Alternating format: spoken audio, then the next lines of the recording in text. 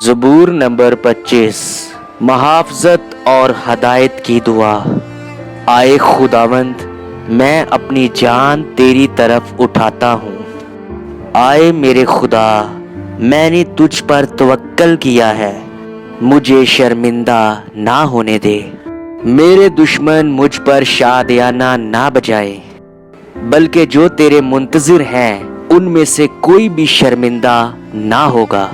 लेकिन पर जो नाहक बुराई करते हैं वो ही शर्मिंदा होंगे। आए खुदावंद, अपनी राहें मुझे दिखा, अपने रास्ते मुझे बता दे, अपनी सच्चाई पर मुझे चला और तालीम दे, क्योंकि तू मेरा निजात देने वाला खुदा है। मैं दिन भर तेरा ही मुंतज़िर रहता हूँ। आए खुदावंद, अपनी रहमतों और अपनी शफ़क़तों को याद फरमा, क्योंकि वो अज़ल से हैं। मेरी जवानी की खताओं और मेरे गुनाहों को याद ना कर। आए खुदावंद, अपनी नेकी की खातर, अपनी शफ़क़त की खातर मुझे याद फरमा। खुदावंद नेक और रास्त है, इसलिए वो गुनाहगारों को राहे हक की तालीम देगा। वो हलीमों को इंसाफ की हदायत देगा। हाँ, वो हलीमों को अपनी राह बताएगा। जो खुदावंद के अहद और उसकी शहादतों को मानते हैं, उनके लिए उनकी सब राहें शफ़क़त और सच्चाई हैं। आए खुदावंद, अपने नाम की खातर मेरी बदकिरदारी माफ़ कर दे, क्योंकि वो बड़ी है। वो कौन है जो खुदावंद से डरता है?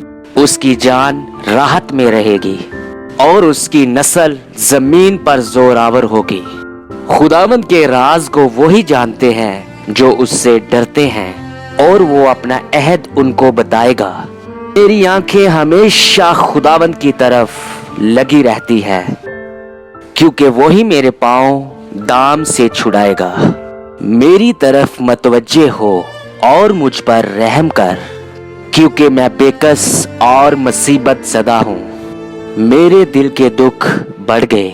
तू मुझे मेरी तकलीफ़ों से रहाई दे और मेरे सब गुनाह माफ़ फरमा। मेरे दुश्मनों को देख, क्योंकि वो बहुत है और उनको मुझसे सख्त अदावत है। मेरी जान की हिफाजत कर और मुझे छुड़ा। मुझे शर्मिंदा ना होने दे, क्योंकि मेरा तवक्कल तुझ ही पर है। दयानतदारी और रास्तबाजी मुझे सलामत रखे, क्योंकि मुझे तेरी ही आस है। आए खुदा, इस्राएल को उसके सब दुखों से छुड़ा ले। खुदावंद का पाक कलाम पढ़ा और सुना गया, हम सब के लिए बायस से बरकत ठहरे। आमीन।